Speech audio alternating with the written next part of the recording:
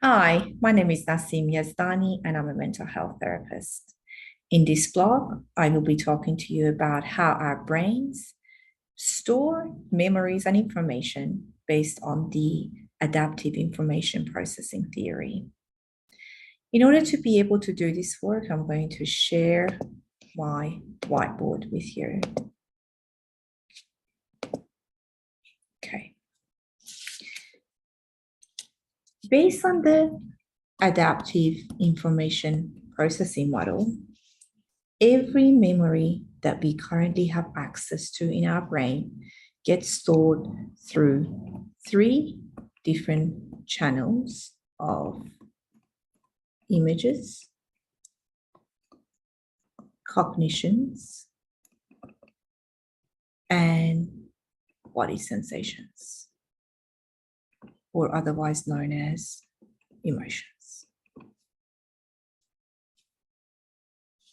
So the first channel being images is, for instance, an image of myself at the local park yesterday.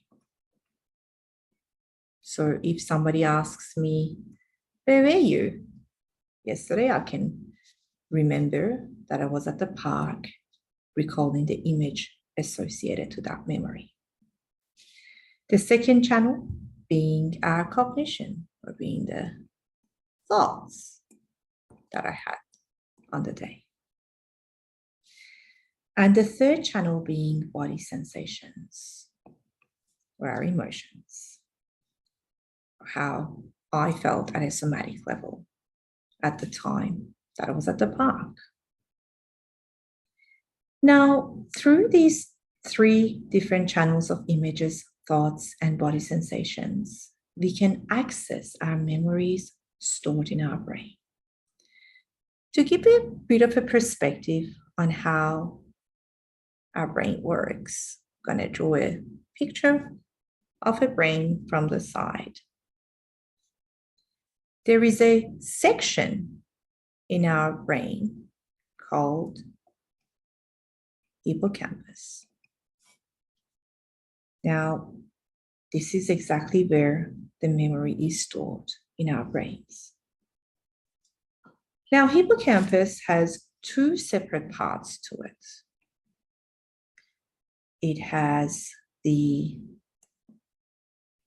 declarative part of the memory, and it also has non-declarative part to the memory.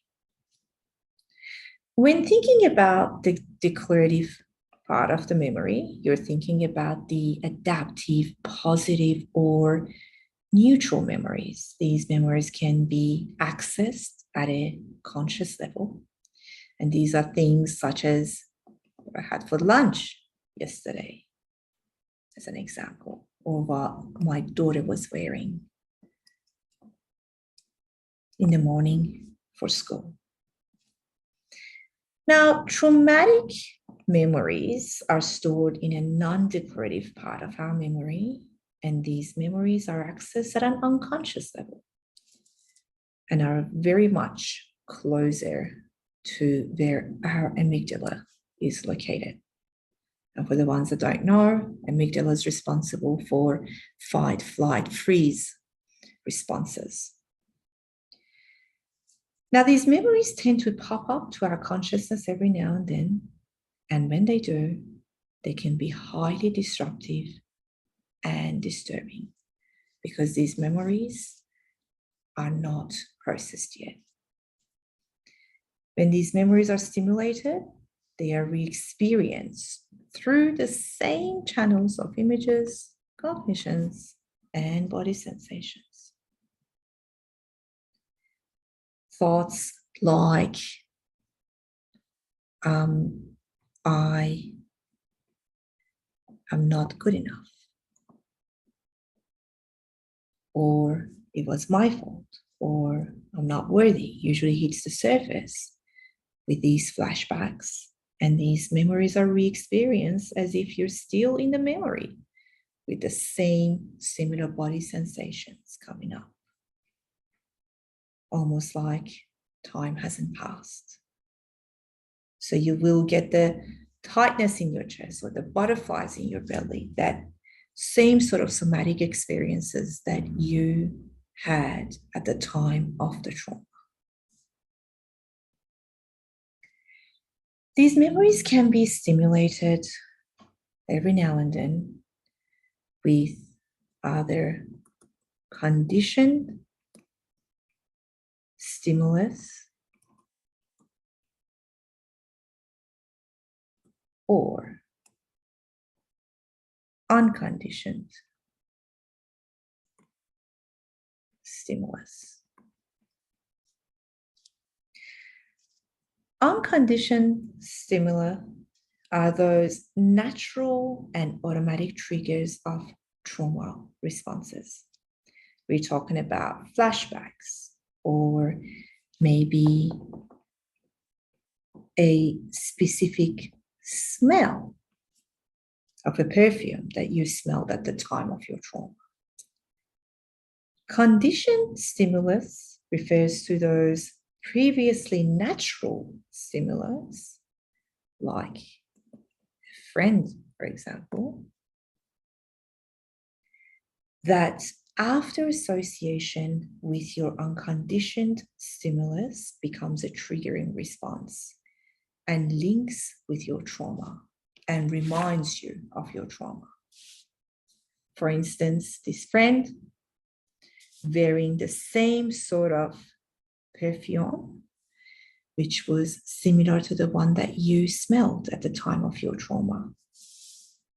Now, whilst the smell is an unconditioned stimuli that immediately reminds you of your trauma, the friend can then become associated to trauma again as well. And so the next time that you see that friend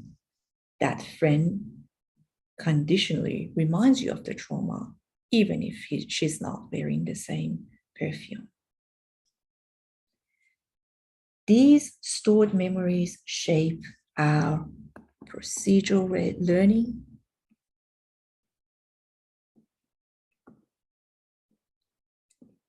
which is the basis of our interpretive cognition, our dominant feelings, and our behaviors.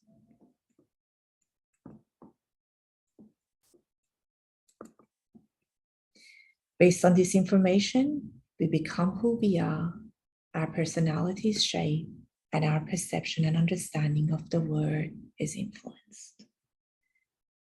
In EMDR therapy, we are actually targeting these non-declarative memories through stimulating the same three channels of images, cognitions, and body sensations. And with the use of bilateral stimulation, we help process these memories and move them to their rightful place, which is the declarative part of the memory. Once these memories are processed, adaptive memories resurface again, and this can actually change your perception, behaviors, and beliefs about yourself.